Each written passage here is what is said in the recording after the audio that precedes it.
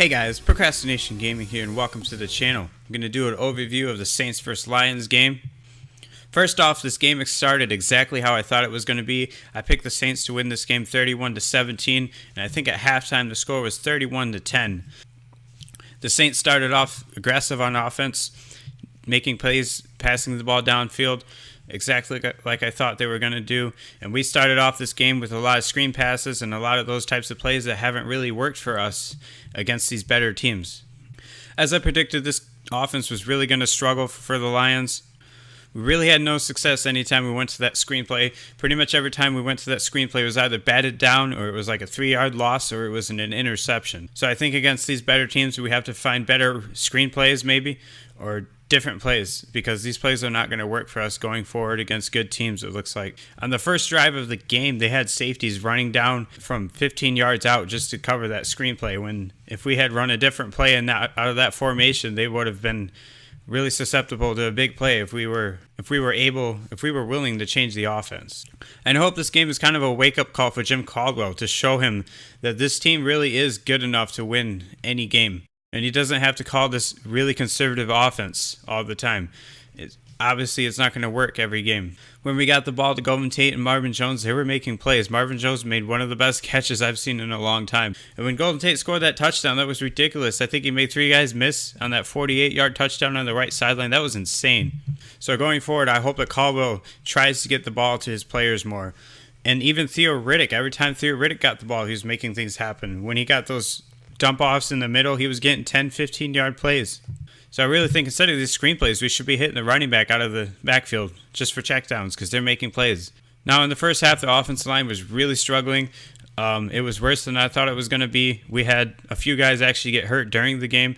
I think Greg Robinson got hurt. Rick Wagner definitely got hurt.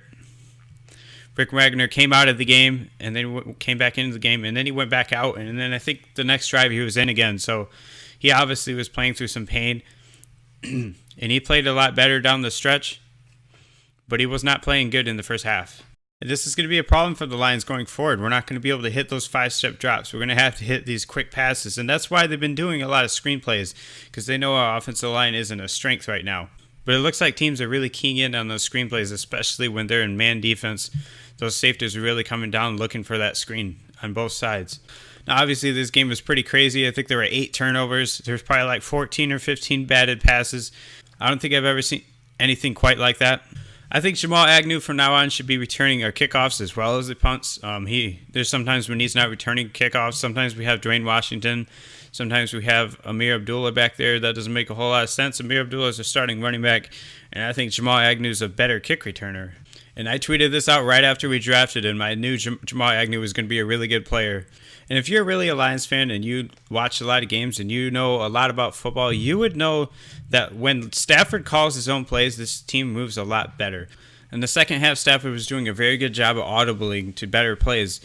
And I think we have to do that going forward. Sometimes the Packers and the Patriots and these teams with good quarterbacks, they just go in their no-huddle offense, even when they're not down by a bunch of possessions, because it's a good offense to be in if you have a quarterback that knows what they're doing. So I think going forward, we should trust Stafford more in early game situations when we have control of the game even. I'm fairly certain that if we were in that offense the entire game, we would have won this game. But the reason I predicted that the Saints would win this game is because I figured we wouldn't go to the hurry up until late. Now, I predicted the Saints to win 35-17. That's an 18-point game. And the final score of this game was 52-38, I think. So, yeah, that was a 14-point game. Pretty close to what I thought was going to happen. And then both teams just started moving the ball and getting turnovers. So it was really weird the way that went down. I think, again, we saw Darren Fells this game had a really good game. He had that touchdown in the second half, and he also played very good in other times in the game I saw.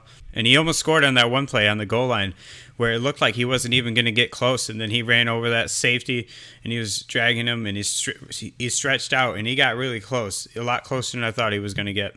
And that's one good thing for the Lions is Eric Ebron didn't get a whole lot of targets, and Darren Fells got plenty of targets. So that's a good thing going forward, I think. I think that's what Lions fans really wanted to see. Now, in the second half, when the Lions were going hurry up on offense and we were moving the ball and scoring, that gave the defense life, as you saw. This defense believed that we could win the game when we were moving the ball on offense. It's a lot harder for the defense to do that kind of stuff when the offense isn't getting first downs. And obviously down the stretch, this defense really thought we were in the game.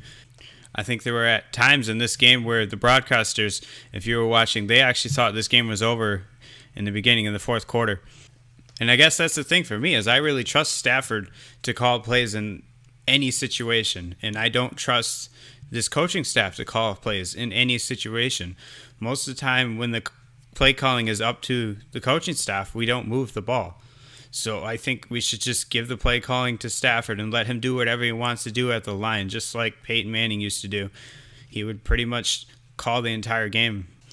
And I think Stafford is smart enough to do that. And another reason we should be doing that is because it puts a lot of plays on the other team's defense. And if we're audibling into better plays, that's going to help our offensive line as well. They're not going to have to block as long.